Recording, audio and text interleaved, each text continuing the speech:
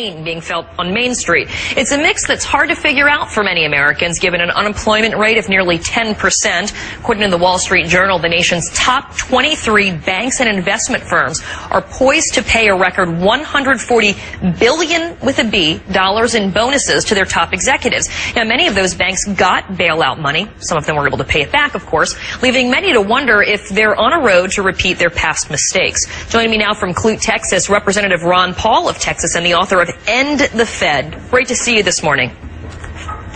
Thank you. Nice to be with you. And Congressman, it just seemed like yesterday that we were talking about these firms on the brink of collapse. We poured a record amount of money, taxpayer money, into rescuing these firms in the form of that bailout. And now we're talking record profits. At the same time, we're not seeing that same wealth trickle out to Main Street. So what's going on? Well, they take care of their own. There's a great deal of influence in Washington from Wall Street. And I think most people have known about it, but they're really coming to the understanding how it really works.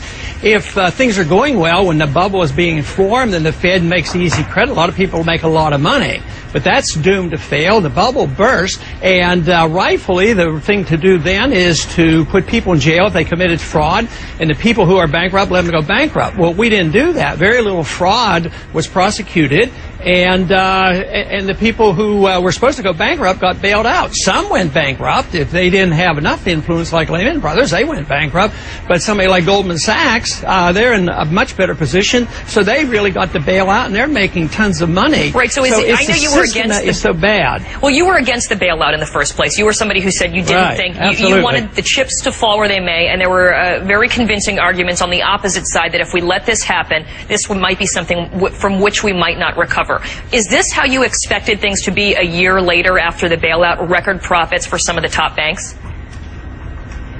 Well, I wouldn't have been able to predict and say what the profits would be, but no, I'm not surprised there's been a recovery. I think markets work this way. The stock market has recovered 50%, but a lot of times that has happened. That happened in the 1930s. So these same banks right now that are making tons of money and stashing it away, they're not out of the woods when the next downturn occurs. So I don't think it's over, but we have to wonder who's pulling the strings. You know, it is said that the Congress didn't have enough strings attached to the money they were giving away, but I think the strings go in the other directions. I think Wall Street has the strings on Washington, and they pull and do what they want, and that's where the corruption is. They control the monetary system. That's why it's so important that we find out how the Fed deals with banks secretly and how they deal with international finances and international central banks and other governments. That's where a lot of shenanigans are going on. They're hysterical if they think the Congress is going to find out exactly what they do behind the scenes and why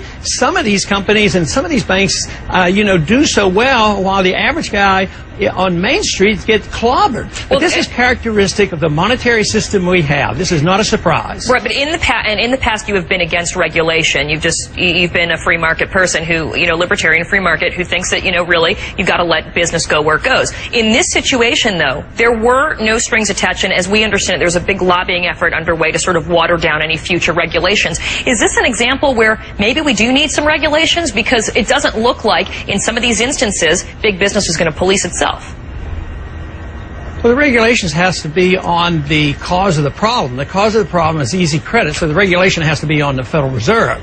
Then if things get out of whack, there's still regulations. It's not like there wouldn't be any regulations, but the regulations come in a different manner. They come through bankruptcy. We didn't permit the bankruptcies, and we did the bailing out. We perpetuated the problem by inflating the currency and bailing out the people that were benefiting. So fraud is a very significant problem that government should be involved in. You should deal with that. But the government's committing the fraud when they create this money and deal with their special interests. It's a fraudulent monetary system. They run a counterfeiting operation. So yes, the regulations have to be there, but we can't allow the central bank to create the bubble and say that it is unstable and we can prevent the problems by regulations. I think it's all twisted around. Well, one of the questions, the regulations have to come first by preventing. Pardon me? Oh, I was just going to say one of the regulations would be that has been tossed around out there is whether or not we need to have some sort of cap on executive compensation or taxes on executive compensation to limit it. You were against taxing it when the whole AIG bonus debacle was happening. What do you think now? Is it acceptable to you that there's billions and billions of dollars in bonuses being set aside for executives? Yeah, this is a terrible position for me to be in because if it's taxpayers' money, we have responsibilities and we should restrict it. Say, huge benefits for General Motors. This would be criminal because it's the taxpayers' money.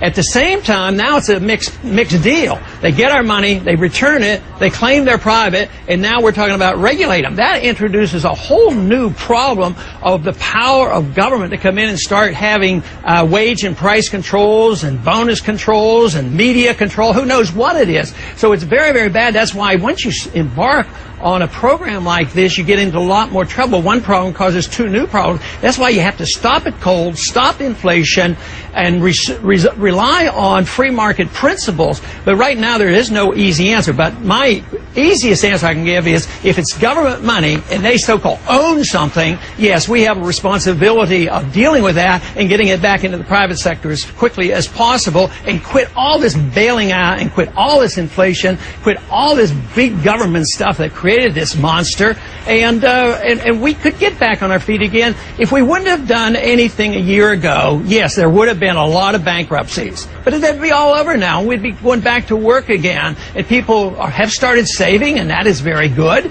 But none of this is behind us. All we have done is prolong the agony, and very soon people are going to realize that even in spite of all these huge profits, Wall Street is still a shaky place to be. Even though the big guys are going to rip us off and get away with billions of dollars, the system is not going to be revived. We're not going to revive the dollar reserve standard around the financial markets that has existed for 35 years. We have to devise a new system, and right now we're only playing games with what we have. All right. Congressman Ron Paul, great perspective this morning. Thanks for being with us. Thank you.